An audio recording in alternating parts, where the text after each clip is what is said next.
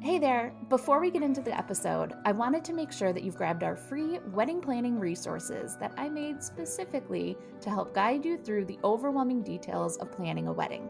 Head over to planningcollective.com/free-guides and sign up for totally free resources on expensive wedding planning mistakes, the first 4 things every engaged couple needs to do, a full backyard wedding or unique venue wedding planner, and our pre-wedding worksheets that every couple needs.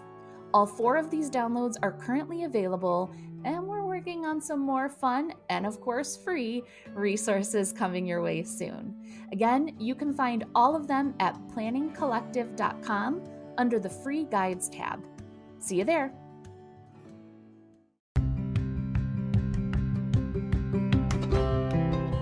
Hi, I'm Kate McClellan, pro wedding planner with over 16 years of experience helping more than 400 couples down the aisle. I started Planning Collective to help all couples get through the overwhelm of wedding planning by sharing my actionable tips and tools that I've used over the years working with my clients. We'll focus on getting rid of what I like to call FOWO, the fear of wedding oversight. This is an unfortunate condition that almost every couple will suffer from at some point. Let's get you back to enjoying the planning process. Here we go.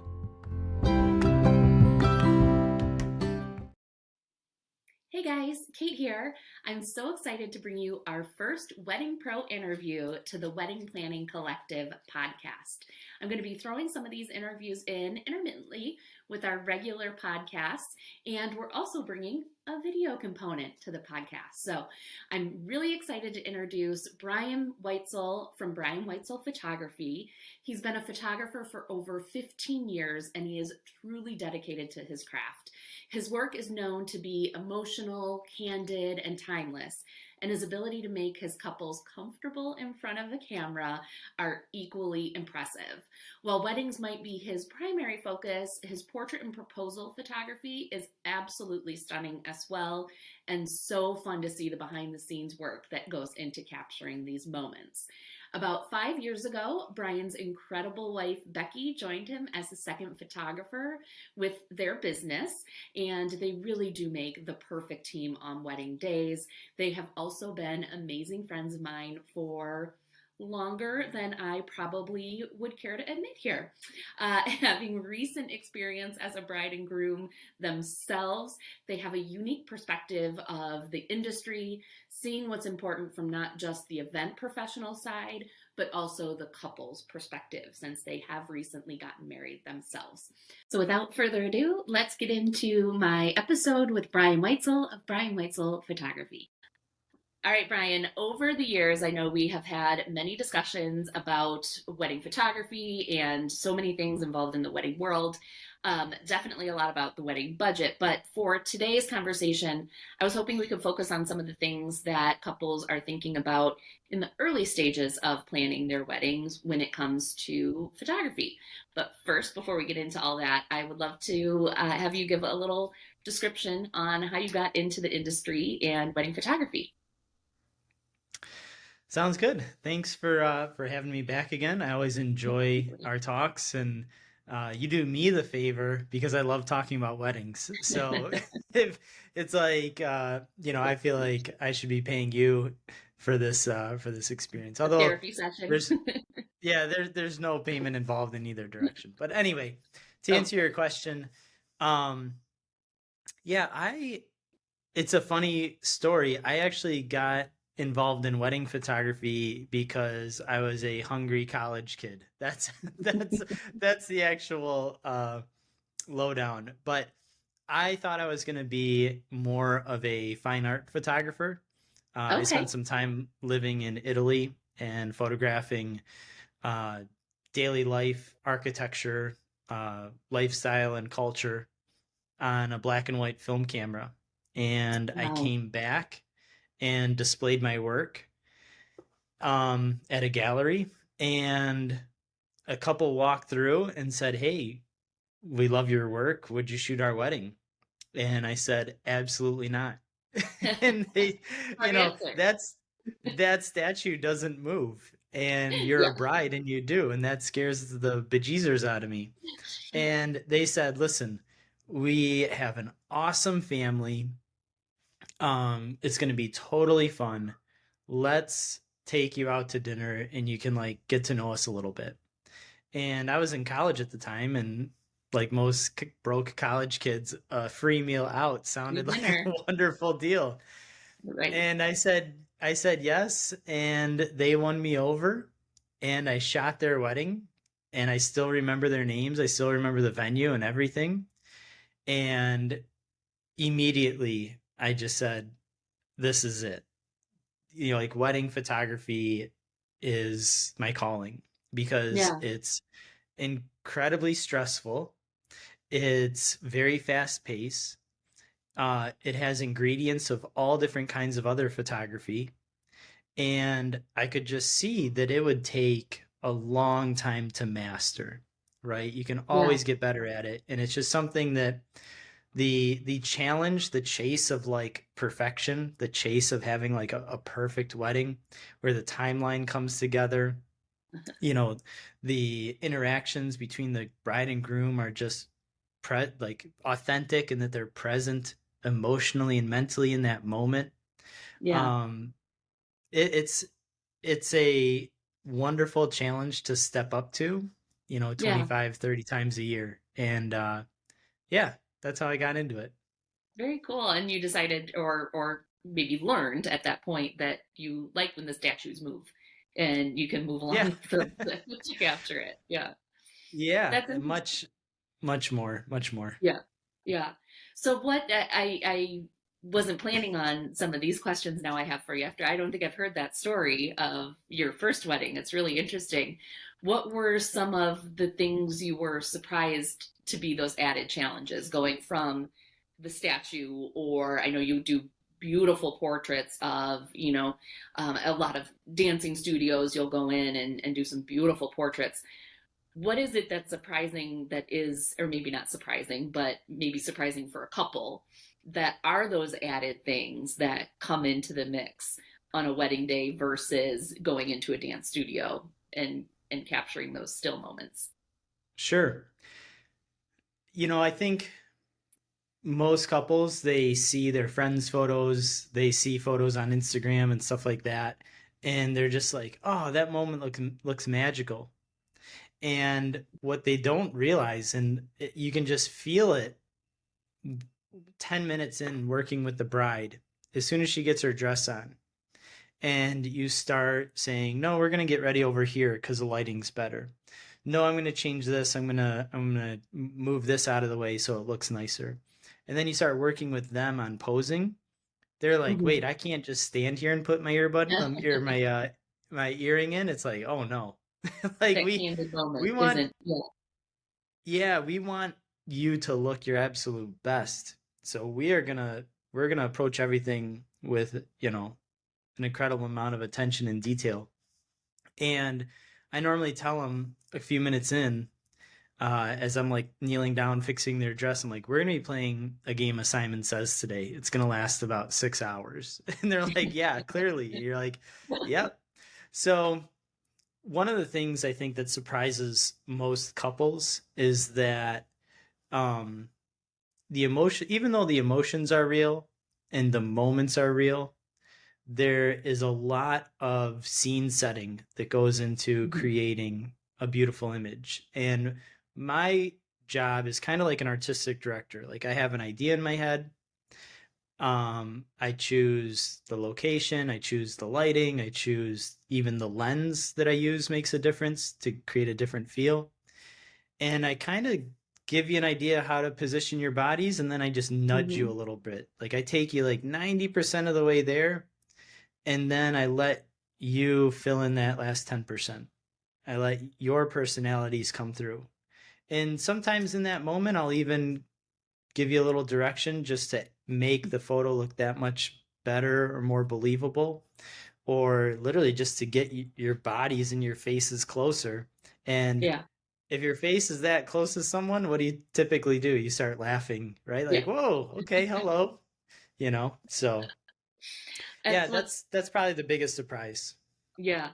Yeah, I think that's one of the funniest things is, definitely the trend now, it's not even a trend, but most couples will say that they don't like the superposed type of photos. They like the candid shots. But when you look at the shots then that either they're pinning or they're using as their inspiration, they're all posed photos meant to Right. feel more candid and in the moment. And most of us, myself for sure, is in this boat, but most of us are very awkward in front of the camera and you're not sure what to do. And Brian has humored me several times by doing our headshots and helping with that process. And it's so awkward when you're not used to that. And so having somebody that can in a natural way make you feel comfortable, but also know how to do those things that make that earring photo. You're not putting your earrings in like you normally would on your way to work. It's your wedding day. You need to do it a little bit Right. differently. And so being able to spot those things that's a huge component of what a wedding photographer needs to be able to do, as opposed to just simply being another person in the room with the camera. Yeah. When people say like, I love the candids, Yeah. it's like that that can be true. But a lot of times to get you in that candid reaction, that unanticipated, moment of facial expression, right? Yeah. Um, that doesn't happen just standing still.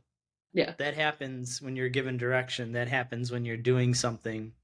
Um, One of the things, like, I don't know why it works so well, but literally, my previous brides are like, they know it when they see the photo. Is I'll kind of like have the guy's backhand and I'll be like, okay, just go ahead and slide your right hand down a little bit more, a little bit more.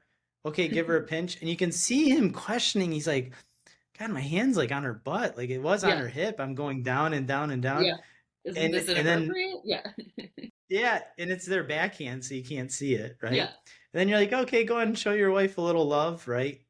Yeah. And her reaction just lights up. It goes from Yeah. smiling to like laughing to head tilting back to, pushing him away and he starts laughing. And it's like, okay, that wasn't 100% a candid moment Yeah. because we put you in the pose. I gave you a direction, but the emotions and the reaction, that's 100% candid. And I Yeah. think that's really what you want, right? That's what you're looking for. So, Yeah. yeah. Yeah, and it's part of our job too to read the couple and read what they're comfortable with and Hmm. read their, you know, how they interact with each other. And Yeah. sometimes people need incredibly literal directions, Yes. like move your chin down to the left 2 inches. Okay, Yeah. and they do it.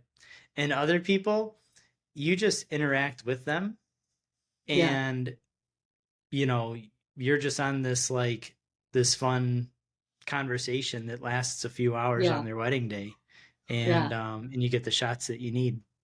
That's so funny as you're saying that.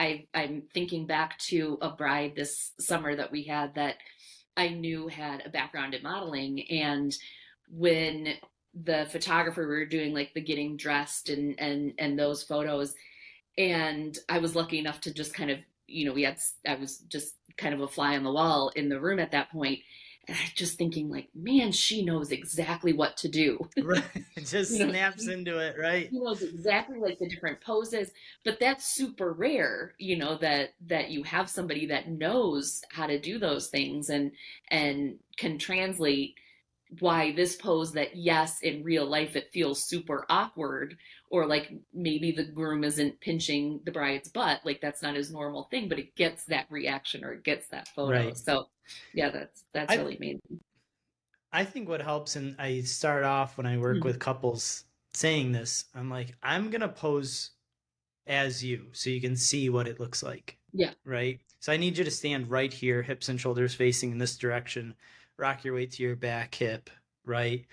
Shoulders turn to the right. And I literally walk through it and them seeing it, they're like, oh, okay, I got it. Yeah. And when I work with bridesmaids, like doing bridal party shots, it's like, all right, ladies, we're gonna bring the sass, we're gonna bring out that inner diva, we're going full Vanity Fair. Yeah. and they're just standing there like unsure, and I'm like, so if we're flat-footed, this looks pretty boring, right? But if I rock my weight to my hip, if I bend my knee, if I turn my shoulder, if I bring my chin over here, if I look, and like they always start laughing Yeah. because they're like, this guy's a bridesmaid. This guy can do it, like, and it's The like, yeah, I poses. mean, I can I can pose with the best of the bridesmaids. But That's so funny. yeah, I think giving them something to see, because that that bride who had a background in modeling, Yeah.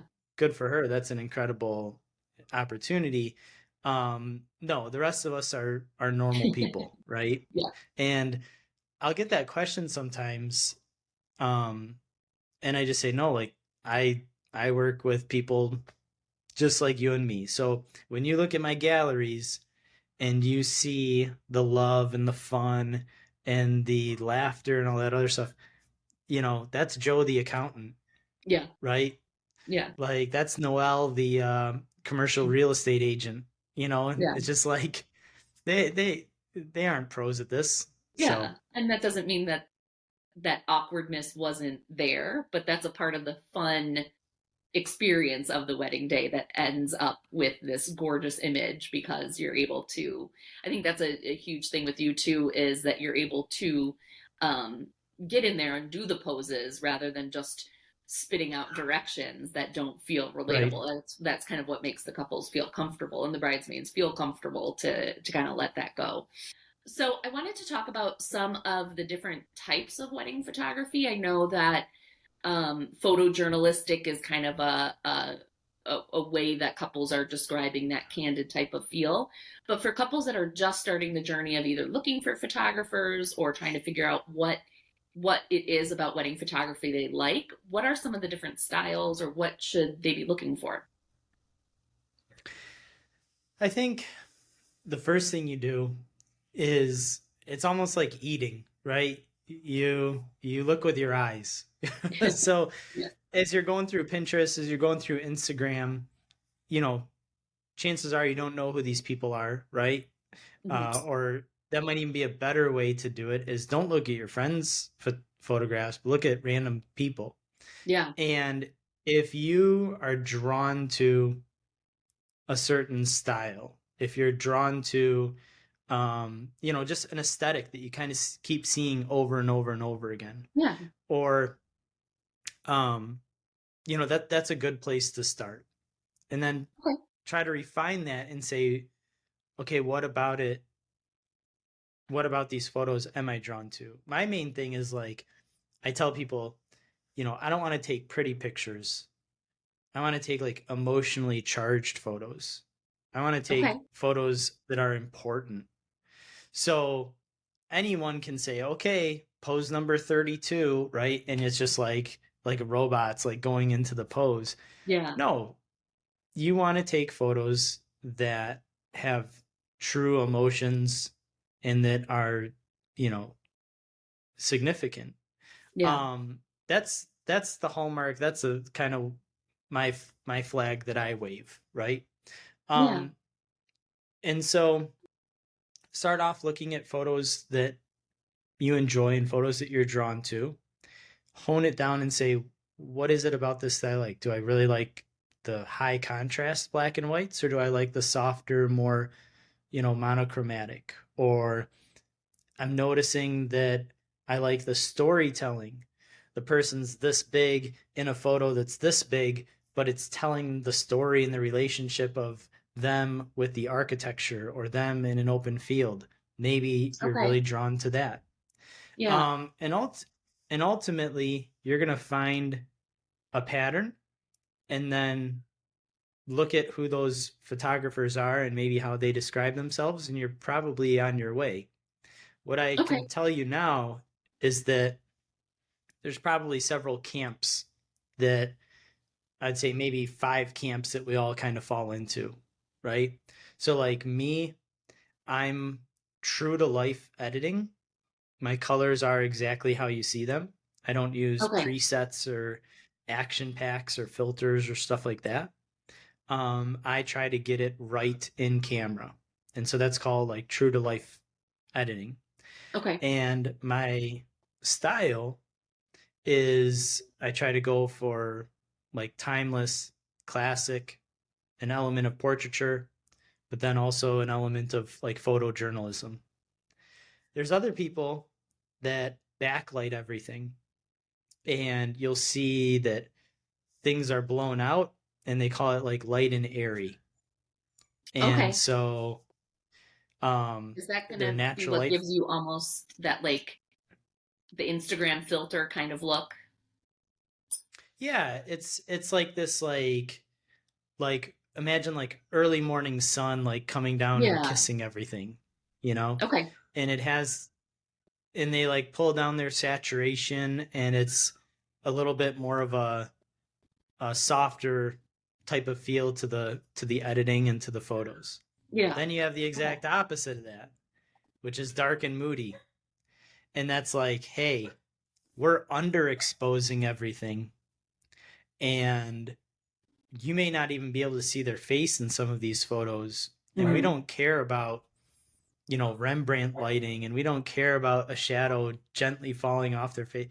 It's like it's dark, it's moody.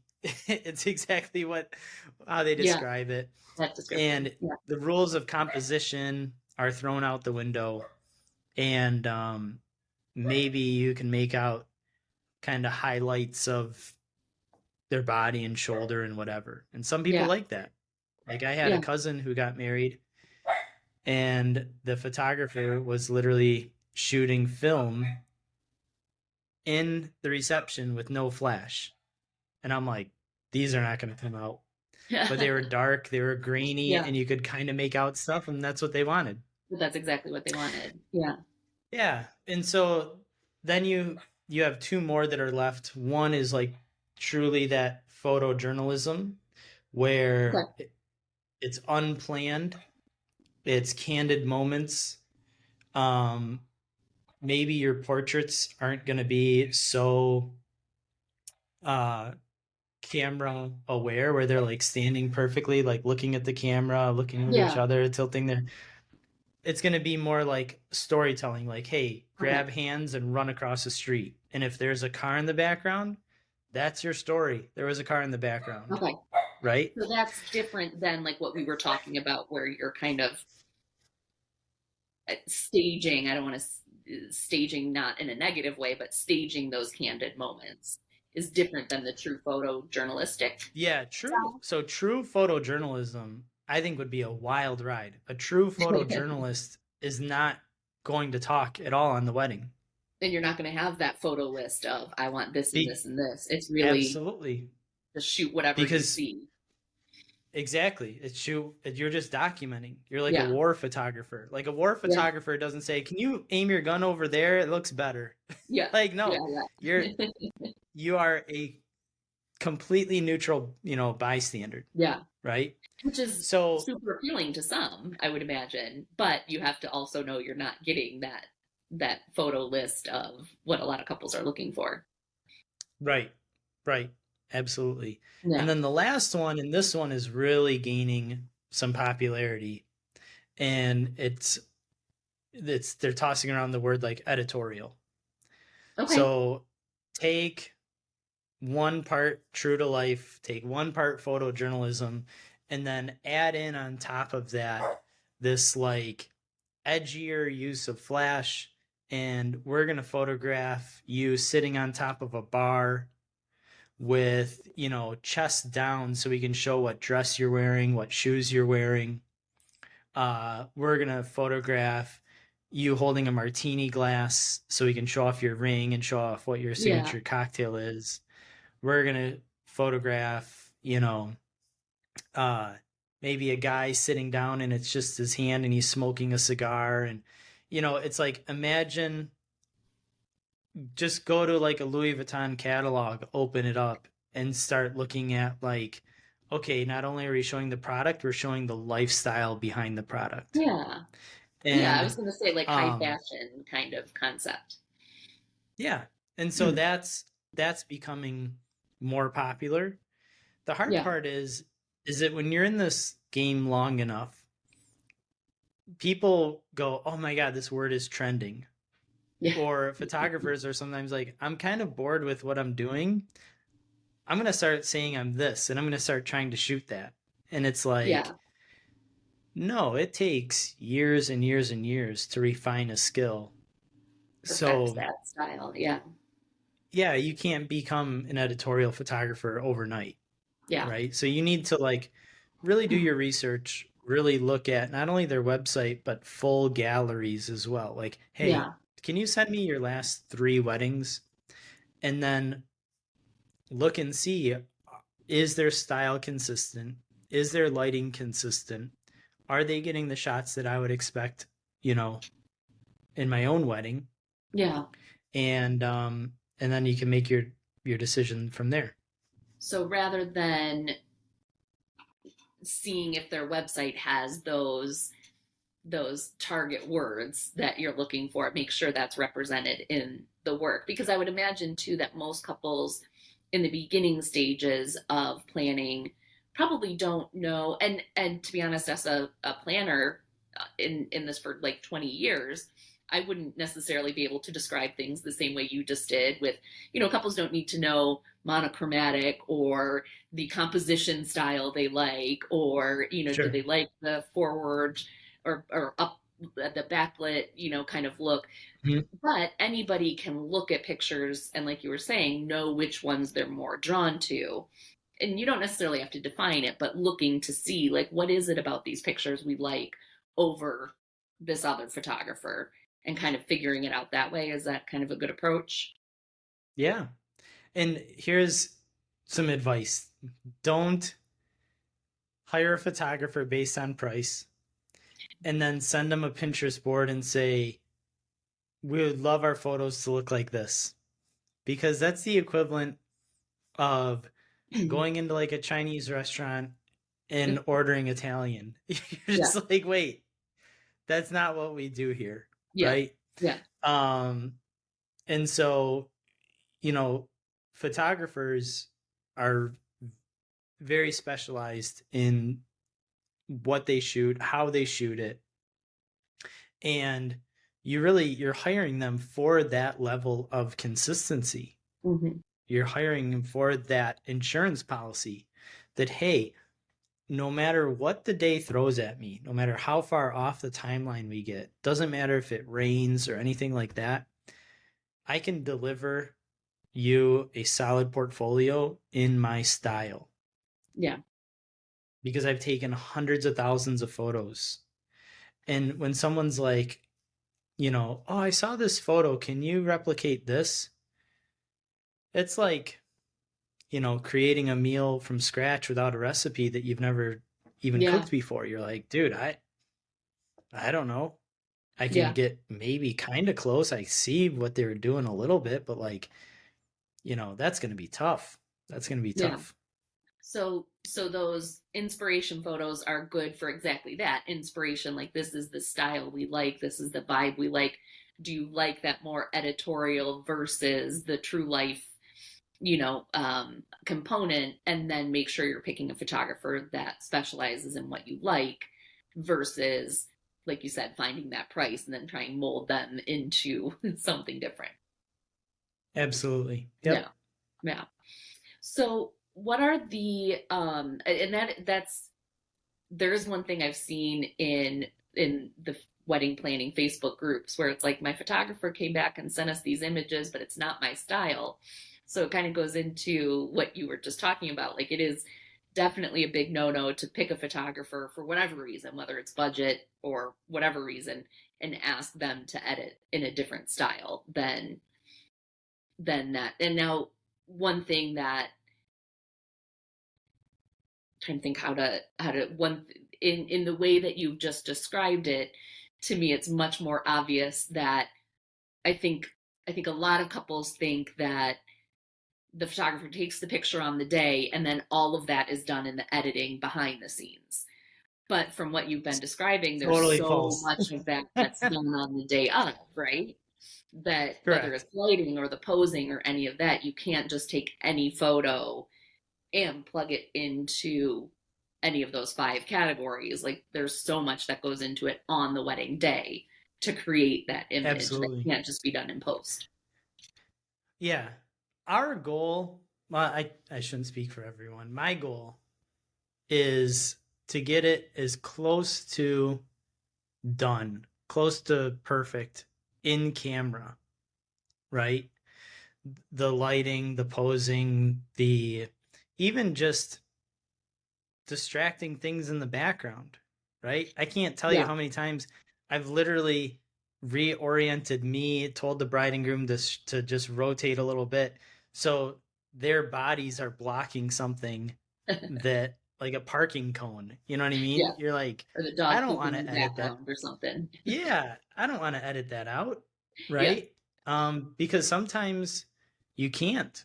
Sometimes the way it's lined up or whatever. So you your photographer, you really want to get it as true to your vision in camera in the moment as you possibly can.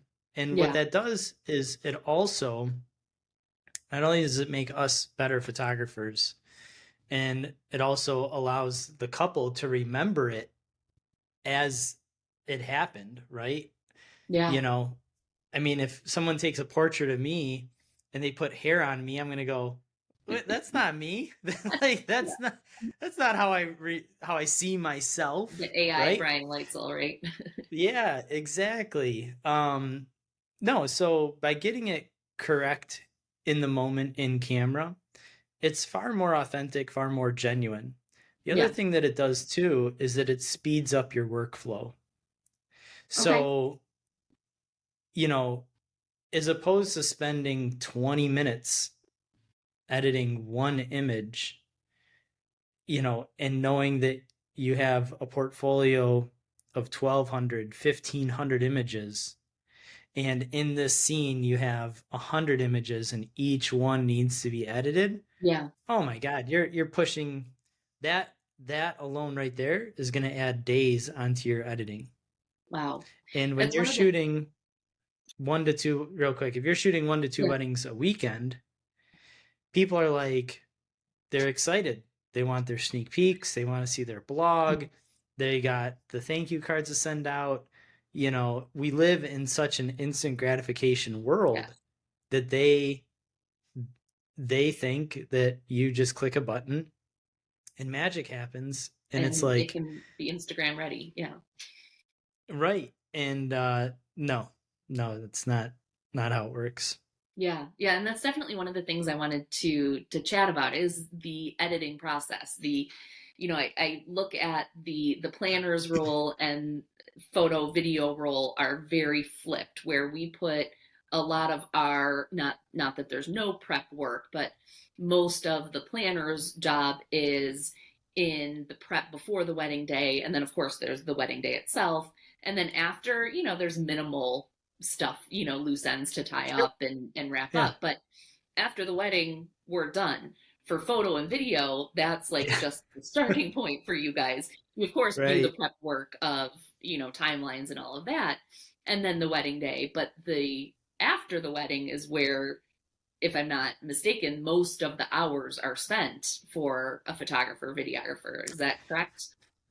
Yeah, I saw a statistic online and it said for every hour that a photographer shoots, they spend 9 hours altogether on the Wow. business and stuff. Yeah. And I thought about that. I'm like, God, is that like true? And I'm like, it depends. I mean, some clients it is, Yeah. some clients, um, because, you know, we're doing, if they don't have a planner, we're helping with timeline. We're Hmm. helping with, locations. We're introducing you to vendors that we've worked with that we know and trust, Yeah. right? Um, we're showing up early on the day. We're prepping our gear. I mean, there's so much that goes into it. My friends and family are always surprised that I'm like, oh, when I get home from a wedding ends at 10 for me. I'm still up at 1 a.m. They're like, Yeah. "What?" I'm like, "Oh yeah." I have to back up my cards onto my computer, back them up into two separate external hard drives, back it up onto a solid state drive that I then keep with me.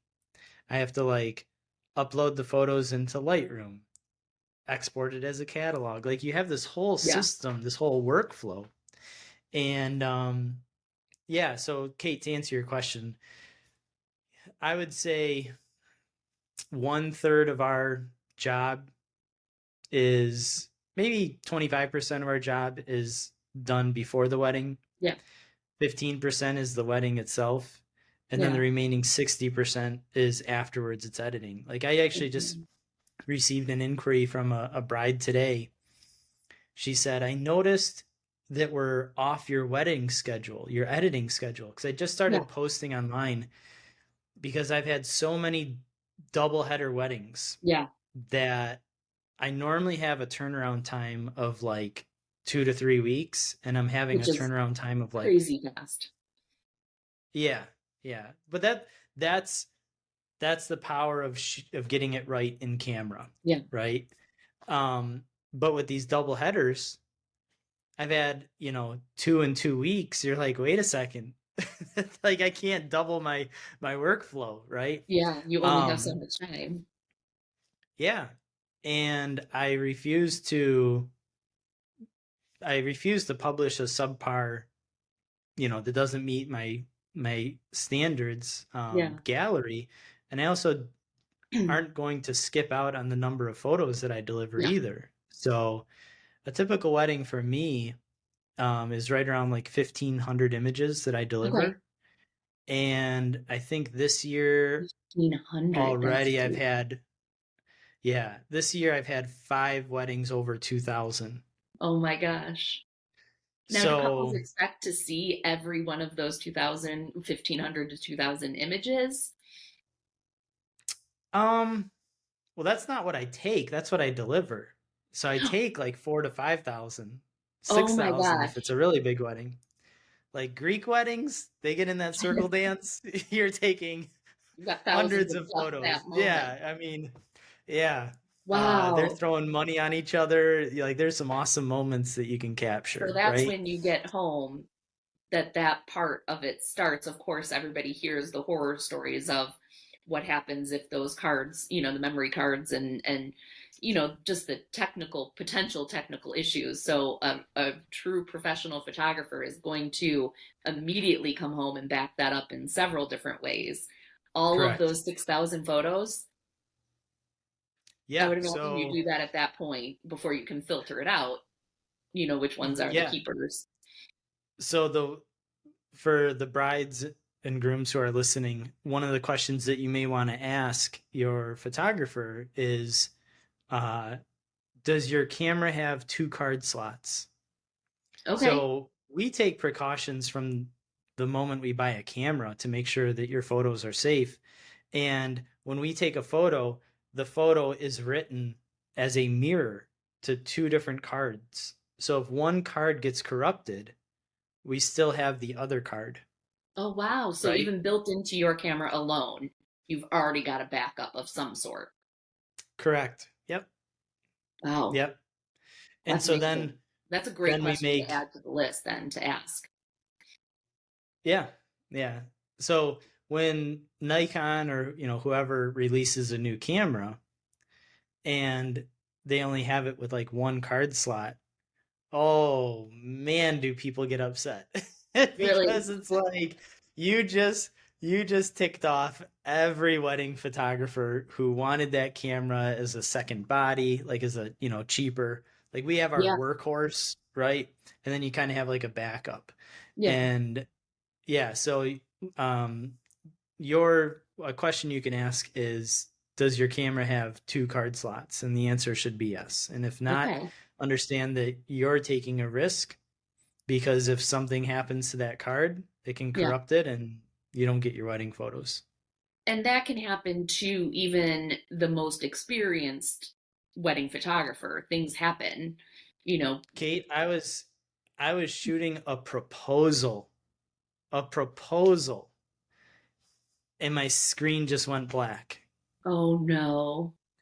And I was like, what? And he had already, she had already said yes. They hugged, right? Yeah. And he was just about to put on the ring. The screen went black. I turned it off, I turned it on. And you got to understand, for us, they actually, part of their selling features is the lag. How quickly can your camera turn on? Like, that's a Okay. Yeah. published stat because it's basically instantaneous, right? Yeah. I turn it off, I turn it on, it's still black. I pull the batteries out, I push them in, it pops up. The grand thing was 4 seconds of lost time, right? That's a long But time for your heart rate. That moment, I yeah, would well, yeah. yeah, in the certainly in the moments that are being captured, Yeah. and I was like, what the heck was that, right? Yeah. Like, what caused that? And so the good news is that 4 seconds, I got photos of the ring going on, and then she hugged him again. And so I got the ring going on, I got the end of the hug. Yeah. I didn't really miss, it wasn't like her initial reaction was lost or anything like Yeah. that, Yeah. Yeah. But yeah, I mean, even the top rated gear, things can Yeah. happen, right? Yeah. So Something can come up, something, and even just the things you don't want to think about it, if a bag gets stolen or something like that. So that's why it's so important to talk to your photographers about their backup process. And I can't even imagine. I know I've talked to many photographers and videographers about exactly what you described, that coming home at the end of the night. And from my perspective, end of the wedding, whether we're there through the end of the night or not, I am exhausted. The last thing I want to do is sit and wait for something to upload. And I've never even uploaded anything. I mean, just knowing basic iPhone, like how long it takes to upload that kind of stuff, I can't imagine like actual high res images and all of that. You got to have some patience to yeah. be able to do that, and the importance, knowing how important that is, to do it right away.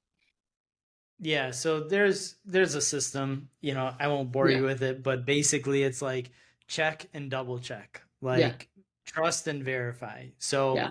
literally the cards that need to go in are on one side. Once they are transferred, I put them out in a different spot. I write down how many images are on the card. I double check that all of them transferred, right? Yeah. Um, and then once they're all transferred in all the locations, I have 4 copies. I don't erase them until I need the card again. Yeah. So I mean, it's like the amount of layers of protection that are built into a proper workflow Yeah. um, are it's an insurance policy. Yeah. And that's, we started talking about the editing process. All of that is just to get you to the editing phase, Yeah, which the is night then of. Yep. about, so if you have an average wedding, 4 to 6,000 images, you deliver 12 to 1,500. How long does that take I can't remember what the word is. I know I've heard photographers use it, but to go from that 6,000 to, I'm sure there's To some that are call. easy to, like, Yeah. okay, we don't need, is it calling? Is that what? Yeah. Yeah. Okay. It sounds like call, like CALL, right? To Yeah. call someone, but it's U CULL, and L it's like, L. yeah, call. It's like, it's like one of those English things. It's like, Yeah. could we make it easier, right? Um, but yeah, so just to pick your portfolio in plain Yeah. English, some some photographers are like, oh yeah, I can do a wedding in 45 minutes. I load it into Photo Mechanic and I sit there and you're like, there's no way. Not, Yeah. I mean, 15 years of this and I've got it down to maybe on a good day, like I'm on a tear, maybe 3 hours, but normally it's like 4 hours. Wow. So there's some shots that you're like, I only need one. Yeah. I only need one shot of your shoes in this style, and Yeah. I need then once I have that, I'm gonna move your shoes into this style, and I only need one of that, right? So there's Maybe there's some 50 moments. of very similar images to that you can just, like, okay, we're done. We've got the good one. We don't need Yeah, every version of it. Gotcha. composition's good, lighting's good, focus is good. We're all set. There's no improvement because typically when we shoot, it's like, click, click, click, click, click, click, click, click, click, like, and we're like maybe making tiny adjustments. And as you're going through, if you see, oh, it's tilted a little bit, you're like, there's Yeah. enough room for me to tilt it back. I'm good. I can keep that one. I don't need to like change it. Yeah. But then you get to other moments, and I think this is why my portfolios are a little bit larger. So anyone who's listening, the average you can expect is most people will say like, I deliver 60 to 80 or 60 to 100 images per hour of shooting. Okay. And for me, it turns out that I'm closer to like 150 images per hour of shooting. Wow. And uh, for me, I shoot through a moment. So if the bride and groom are on a rooftop and you got it, beautiful backlit, her veil is glowing, and they're just living in the moment. They just got married, and literally this just happened to me on Saturday. So I'm going back like Yeah. reliving 48 hours ago. It was just a wonderful like moment out of a book, right? It was just Yeah. awesome. And there's just this natural excitement, and her facial features begin to change as she looks at him and smiles, then looks with him and softens, then looks with him with adoration, and then, gracefully pulls him in and gives him a kiss, and then pulls away and tilts her head down and rests her forehead.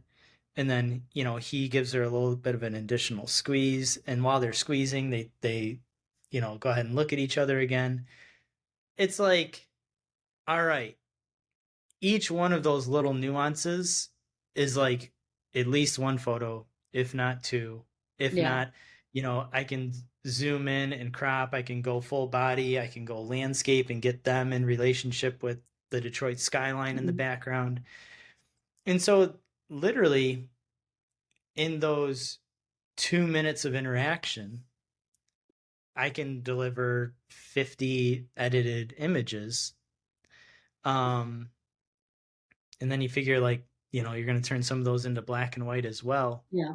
It's yeah, it's a long process. So for me, it's like if it's print worthy, if it is, if you're feeling the emotion fully and not like, oh, he's like half blinking, Yeah. right? All right, well, he's out. If he's Yeah. half, if he's blinking, if he's licking his lips, if something is Those- pulling my eye away from what it should be on, if it's a little distracting, it's out of the portfolio. Okay. And so you just have to do that 4 to 6,000 times for every wedding to Every get to week. the point where you're editing. Yeah. Every week, Sometimes at least twice a once a week. week. Yeah. Yeah. And and then so still we haven't gotten to like actual editing of any, because I think when definitely when I think of editing, I think of, photographers, and I think this is true from what I have seen in like bridal groups and stuff. You put the photo in Photoshop and you make everybody skinny and perfect and flawless skin, and the sun is setting beautifully even though it was a tornado warning or whatever. And so all of that work that we've talked about so far is before you even get to the like actual editing. Before you edit a single photo. Yep. Yeah. Oh my Yep. gosh, that's so crazy. And so that, I mean, it makes sense why I would say the average photographer is going to say at least 3 to 4 months. Video is probably 4 to 6 months ish. The I know everybody is struggling to get that down, just because like you said, that instant gratification of, my wedding was Saturday, it's Monday, where are my photos already? Like we're all just Right. so used to getting things right away, but that's crazy how much work has to go into that just to get to What those photos. what people and so I make the trade-off and I say, look, I'm not really big on sneak peeks. for several reasons. One, Facebook is going to compress it, and the quality of that sneak peek is not going to be the quality that I see, right? Number two is if I post it on Instagram, you're looking at it on a 5-inch phone, right? And I want you to view this as art. I want you to like spend time with it. I don't want you to see who likes it. I don't want you to, be distracted by hashtags or music or a reel or, you know what I mean? It's like, Yeah. no, I want you to treat it like it's in an art gallery and to sit with it and recall those emotions and recall those moments and Yeah. squeeze your spouse's hand next to you and as you're watching it or looking at it and and go like, God, I could just go right back. Yeah. So for me, I'm actually not big on sneak peeks, and I think it's so normalized. I mean, it's expected that people are like, when do I get my sneak peeks? Well, And I'm and like, it's so, yeah. I was just going to say I it's just say driven by social media. Like you said, it's yeah, people want to share their photos right away, which I get, but it really is. It is most couples, I shouldn't say everybody, but most couples that want those sneak peeks like right away, it's because they want to post it somewhere and sure. share, which is perfectly fine, but it Oh, does I take away from like totally what you get it. were saying. Yeah. And so for me, what I do is I say, look, if I edit sneak peeks, that's going to take me 2 hours, let's say. Hmm. Realistically 2, maybe 3 hours, because you got to go through all the photos, you got to find the ones, you got to edit them, export them, whatever, deliver them. Yeah. But what I find is that when I used to do that and I went back to edit them, to edit the whole portfolio, I was like, wait, that's a little blue. I Yeah. I'm gonna warm it up a little bit. Or like the way I would edit it the second time wasn't the way I edited it the first time. Yeah. And for me, I say, and I would rather deliver your entire gallery 1 week earlier and skip the sneak peeks. Yeah. And instead, I would Makes sense. rather put the highlights of your wedding into a blog post that you can actually sit down and enjoy and Yeah. relive your wedding day with 150 photos. Or you can share it with your family and friends, and you can look at, the photos on a large screen as Yeah. opposed to on Instagram. So I'm the anomaly. Um, I'm not huge on sneak peeks Yeah. because for me, I would rather spend that time getting the entire portfolio out to my clients Yeah. than in making sure Focus. that it's like top notch than making you happy in the short term. Yeah. That makes sense. But I would imagine that's also something like we were talking about the different styles in the early process. Obviously keeping everything that we've talked about with in mind about like how that editing process is. If there's a couple that knows like we need our photos back, we need those sneak peeks, then that is a priority or something that you want to add to your list of questions that you're talking to your photographer about. But for most it's worth it to be a little bit more patient and wait for the bigger Definitely. portfolio to be done. The other thing too is just talk to your photographer. So I had Yeah. 2 couples this year and they're like, you know, is there any way we can get like 3 photos for a thank you card? Yeah. And I'm like, yeah, that's no problem, Yeah. you know? So I went through and I found like 15 that I thought would work, right? Yeah. Edited them, sent them over, and they're like, oh my God, thank you so much. It's more than we thought. Like, we're so appreciative. And you're like, yeah, just happy to help. Just Yes. ask. Yeah. Like, you know, it's it's when the expectation isn't discussed or Yes. they expect to see 80 sneak peeks the next day. And there are photographers that do that. Yeah. That's not me. Yeah. Like Yeah. the next day, if I'm not shooting a wedding, I actually want to let your photos sit for a little bit. Um, I have something else to be working on, but Yeah. uh, yeah, I want to view your photos with a fresh set of eyes Yeah. when I start the whole process. And that's how you help with that full story, telling that full story of the day by being able Yeah. to look back at it all rather than like those quick images. Yep. Yeah, that's really interesting way to look at it. I hadn't really fully thought that through. On my end, when I get images back from a photographer, I will often see I mean, hundreds for sure of images, but thinking, and I will think looking through, I'm like, oh my God, how am I going to pick out the ones that are useful, for us to put either on social media or website or whatnot. But then thinking too that you've already gone through those and weeded out, but so even the ones we're looking at are still, the condensed version of it. It's a ton of work that goes into it. But Yep. that's interesting to, Thank God there's coffee, right? yeah, Just think, right. the coffee gods have blessed us. Well, and it's good to know too that that's something that can be discussed in the early stages too, to make sure that the expectations, like you said, the expectations are there, so you're not after the wedding finding out that, oh wait, I've got to wait 6 months, when in reality you might have booked a different photographer that could do those sneak peeks, or the opposite, with what you described. Yeah. If and your turnaround time is always been very good, but yeah, it's definitely something that I would imagine a lot of photographers are struggling with, is that instant gratification that couples are used to. So Well, that's gonna be tough. the one thing I would say for to your couples who are watching or listening is you're spot on with the video. People are shocked that it takes 4 months to 6 months for a video, and it's Yeah. like you know, not to go into too much detail, they're creating a movie. They've got audio, Hmm. they've got editing, they've got storyboards and storytelling, Yeah. and there's so many moving pieces. For Yeah. us, if we have photos that are in the same location, like I just described that rooftop, Yeah.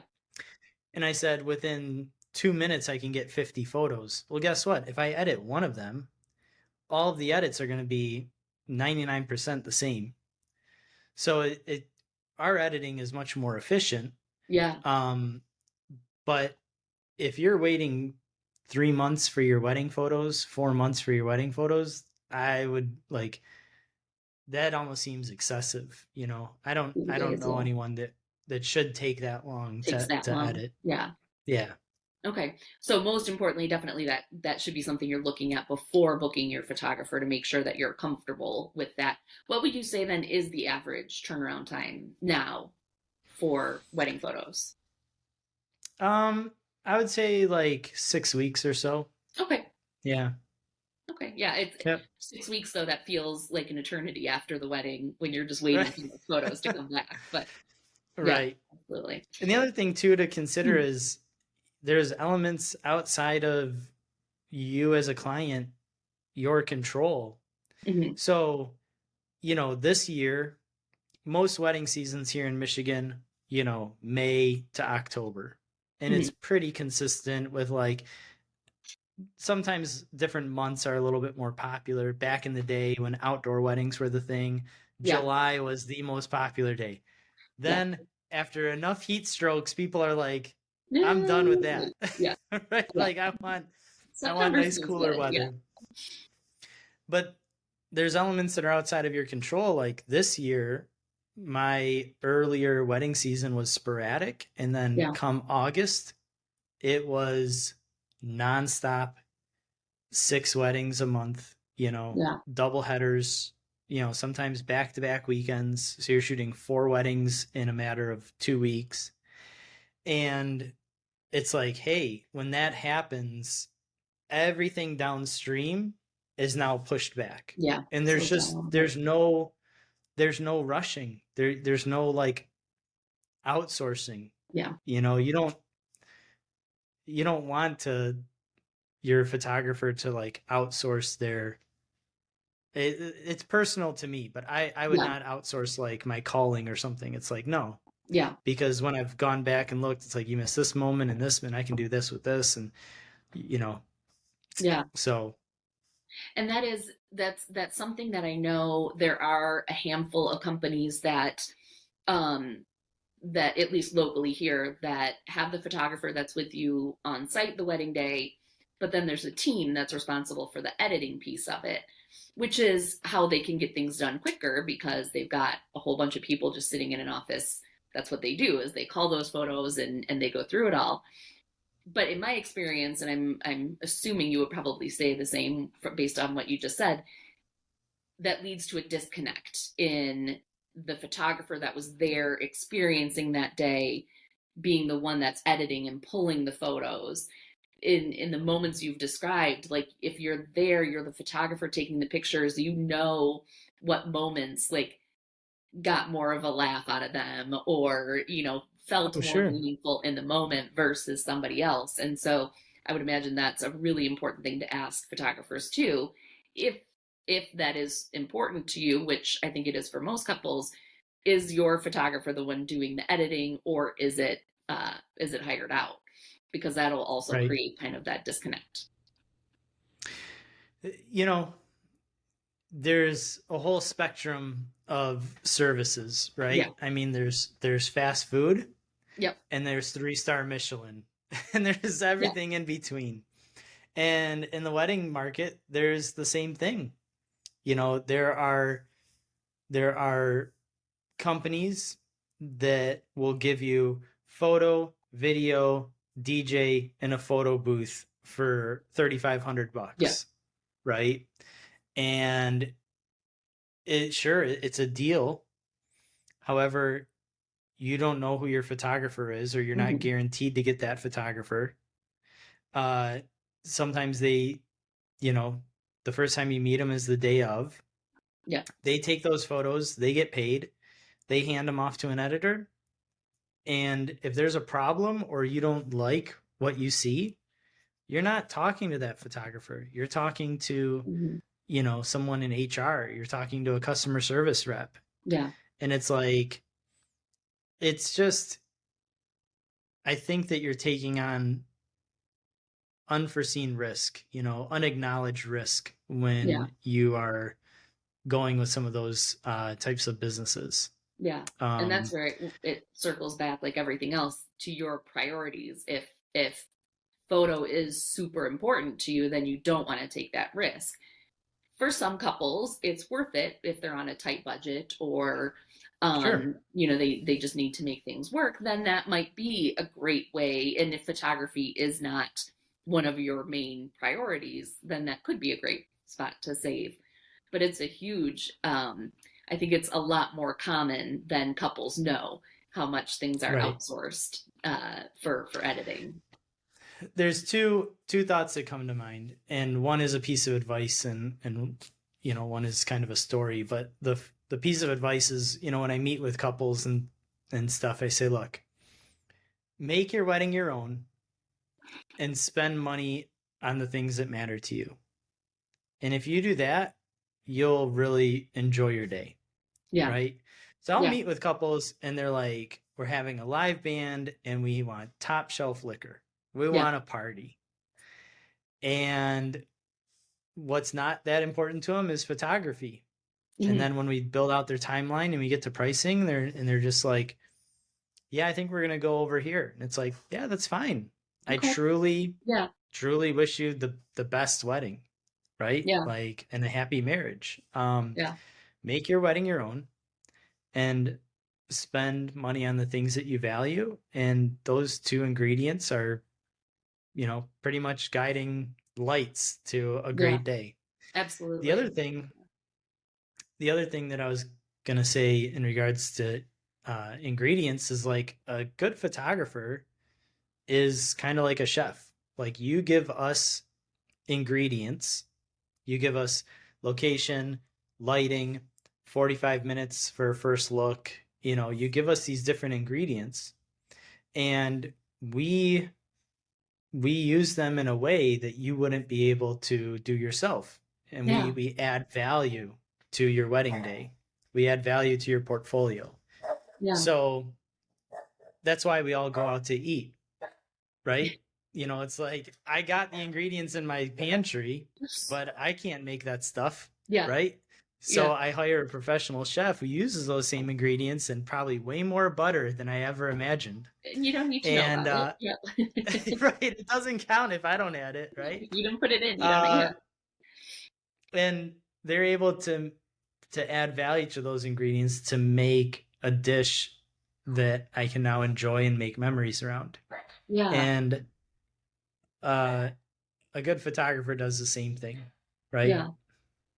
I love that comparison. So I think that's a great way because I talk so much about weddings being based on your priorities, and every couple is so different that there are so many things when it comes to planning your wedding that are based on those priorities, and it can't be a straight answer for every single couple that this is what you spend on photo, this is what you spend on this, because right. those priorities are so different. But if you are somebody that appreciates that Michelin star experience, or maybe not even Michelin star, but just the creative aspect of your meal, you're probably not going to McDonald's or Chipotle, every night. And so it's Well, worth it to and invest in that. there's a big difference between price and value, Yeah. right? Like price is what you pay and value is what you get. Yeah. And ironically, like last night, my wife and I, we were driving home and we've had such a busy week. We really haven't seen each other much. And it was just like, we were both in like a funk, right? Like the thing that makes us happiest is each other. And when that wasn't happening, we were both Yeah. grumpy. So we're driving and we passed one of our restaurants that we used to go to when we were dating. And it's a nicer place. I said, "You want to stop in real quick for dinner?" And she's like, "Yes." I'm like, "All right, great." And she's like, "This is so nice. We don't do this kind of thing." I said, "Yeah, I Yeah. know. Like I'm looking forward to just slowing down and spending time with you." And we get the menus. You know, we order our meals. The plates are smaller. Her dish was dry. Mine hit barely.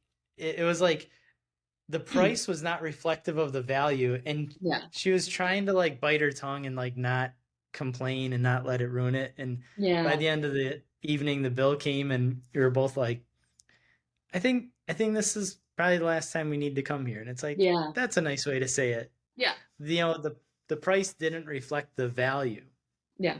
and a valuable vendor is someone who will go beyond their scope, right? So like when I Mhm. meet with clients, we don't talk just about photography.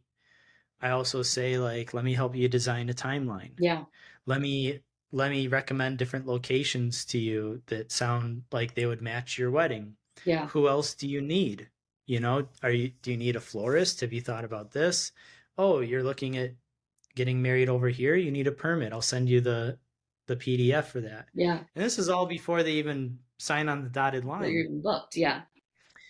And so I think they pay a price, but ultimately when they get back their photos, and I hear it many times over, like, "You're such a calming presence on the wedding day."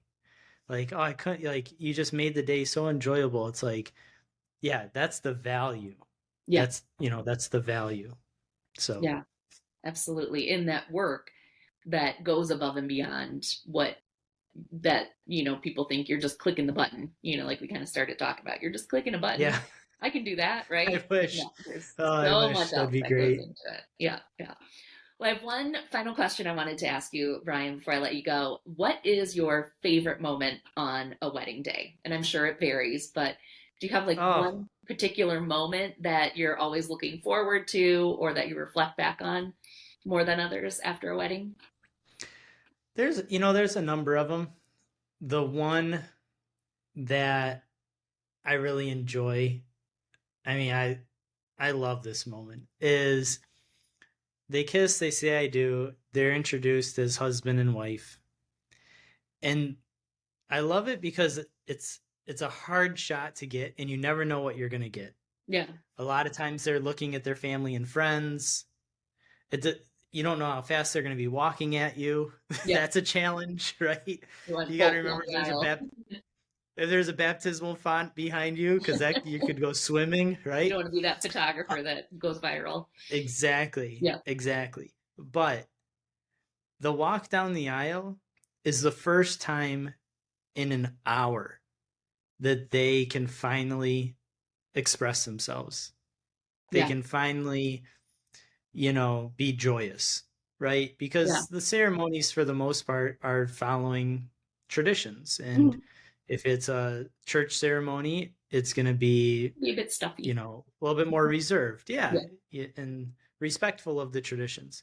So that moment where they get to walk down the aisle is a lot of fun for Yeah. me.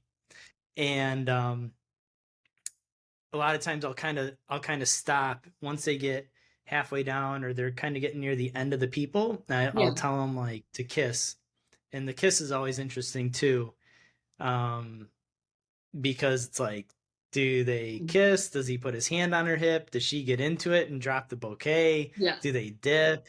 Yeah. But um, just this last wedding that I shot, I was mentioning the rooftop, and I was like reliving it. Um, the vows, because it was a smaller wedding, it was only about 12 people.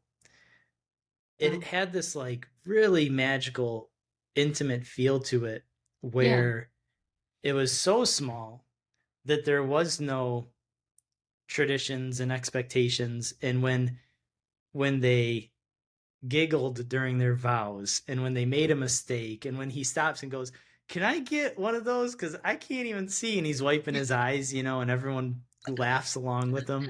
Yeah. Um, I found myself actually crying behind the camera, and I Yeah. told the bride at the end, I said, you know, you do so many of these, you kind of just get used to, certain moments, right? Yeah. And I'm like, but I found myself getting teared up during your vows, because I'm like, they were just so real, Yeah. and they were so special, and hearing what you had to say about your journey, and I'm like, it was such a good reminder of why I went into wedding What? photography, because we're Yeah. taking important moments.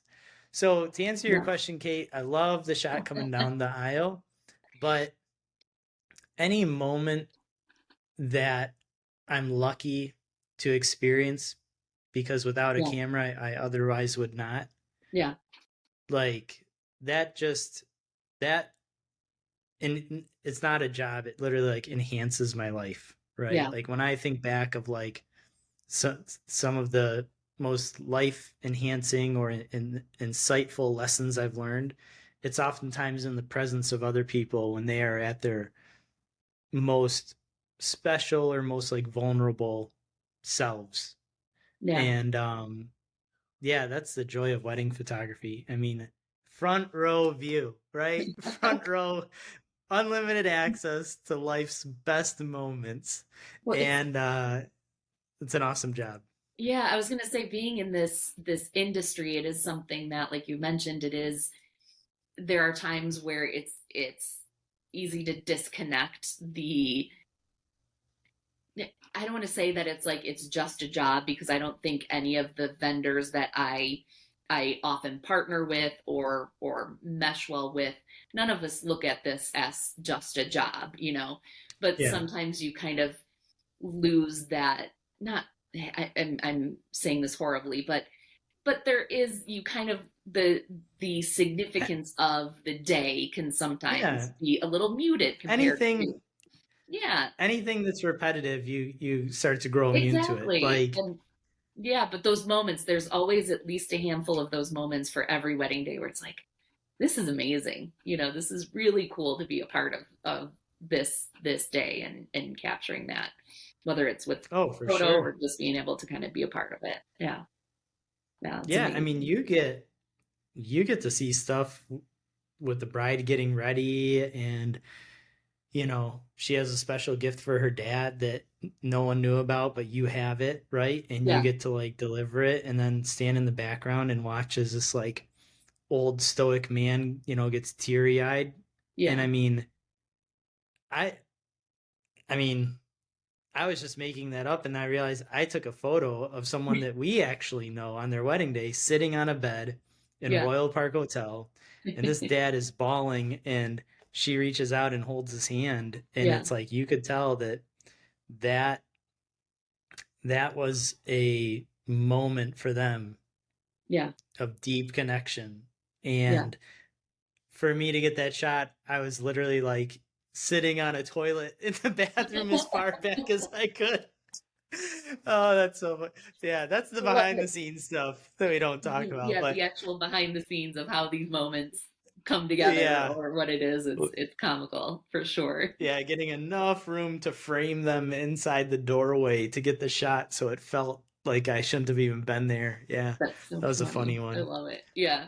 You need to have the reality TV camera on you or something to see what it really is behind the scenes of of prep and Oh ready my for God. the wedding day. Well, that's a whole nother topic, but I think what surprises people, just like I was saying, like, hey, we're gonna play a game of Simon Says for about the next 6 hours. People Yeah. are like, oh wow, okay, I didn't realize that much detail went into posing. Yeah. Um, you see these beautiful moments on Instagram, and you're like, hey, to get that, you need to leave dinner so we can go out Yeah. to the tee box or the golf course and go walk by ourselves, you Hmm. know. So sorry that if you want that shot, This is this the is what it looks sacrifice. like behind Yeah. the scenes. Yeah. Yeah. And there's so many of those things throughout the day. It's Instagram is a blessing and a curse. It Yeah. sets our expectations high. Yes. And then sometimes the reality of what it takes to get that shot. Um, yeah, it's 85 degrees out in broad daylight in July. Hmm. You're sweating, you're uncomfortable, but it's an outdoor wedding and we're all sitting on hay bales, and this is what you envisioned. And guess what? You can't smell things on Instagram, but you Yep. can smell them on Right. the farm, right? I think It's every like, vendor has those weddings where it's like, okay, yes, I love sharing these beautiful images of this day and how everything came together, but in the back of the vendor's mind, it's like, oh, but that was chaos. That was, or that weather was insane, or the things that again are out of our control, or that created that day. But we got to the moment. That's the yeah. goal. Well, and I'll finish on this. And typical of us, we try Yeah, it's like finishing last 3 times, question. but there's 30 always minutes later. something more to talk about. Uh, but a piece of advice for anyone listening is just be present. Just be Yeah. present and roll with it, because if something is going wrong, the only person that knows it is like you, Yeah, right? You and maybe a absolutely. handful of people. Yeah. Your guests are happy for you. They're happy to be there. They're happy to see you. Yeah. And the couples that look back and enjoy their day the most are the ones that are just present mentally and emotionally in the moment. Absolutely. I agree So, 100%. And I think that's a going into the choosing your vendors is so important to make sure that you can relax and just leave it on them and know that you've hired professionals and they're gonna make everything happen for you. Yeah. It's a absolutely. And big I thing to think be able. even my dog was agreeing with me in the Yeah. background if It's like, all you could right, come hear on, are him. you done talking yet, Dad? All right, Brian. So before I let you go, I know we've got engagement season coming up, and I'm sure you're probably doing some proposal shoots. So I want to make sure people can find those, see a little bit of the behind the scenes of your proposals. Where can everybody find you on Instagram? You can just find me at my name, which is Brian with an I, Brian, Weitzel, Weitzzel, photo. And Cool. that's my Instagram. Yep, that's my Instagram account. And if you type that in to a website, it will bring you to my domain as well. to find all your work. Perfect. Well, thank you Yep. so much, Brian. I really appreciate your time. I have no doubt that you'll be back to talk more about budgets, videographers, whatever else we can talk about. I'm sure we'll have you back soon. Happy to do so. Take All care. right. Thanks, Brian. This episode is brought to you by the Wedding Planning Blueprint course, the new way to plan your wedding. I've been a professional wedding planner for almost 20 years now, and though nothing can beat the excitement of a wedding day, my favorite moments are sharing the real wedding planning experiences and tips that no one else is talking about. I designed this course to help take you from feeling lost and overwhelmed to educated and in control of your wedding plans. The course includes 24 lessons that are structured to help you first create your wedding planning foundation and then build upon it in an intentional way so that you don't make one of the most common and expensive mistakes, planning your wedding backwards. The newest feature in the course, Wedding Chat GPT, allows you to ask your wedding planning questions and get professional answers 24/7. The answers are pulled from the course content, which makes the responses reliable and actionable. This will be a true game changer, saving you time and money while you plan your big day. To see a full list of what's included in the course, head to planningcollective.com/WPB course. Working with a wedding planner would literally cost you thousands, but now you can have the expert advice and tips for under $150. And while the course is a steal, I do recognize that that's still an investment. Make sure you grab our free download, Expensive Wedding Planning Mistakes, and I can promise that that alone will save you the cost of the course. You can find our free guides at planningcollective.com, and I look forward to helping you plan your wedding.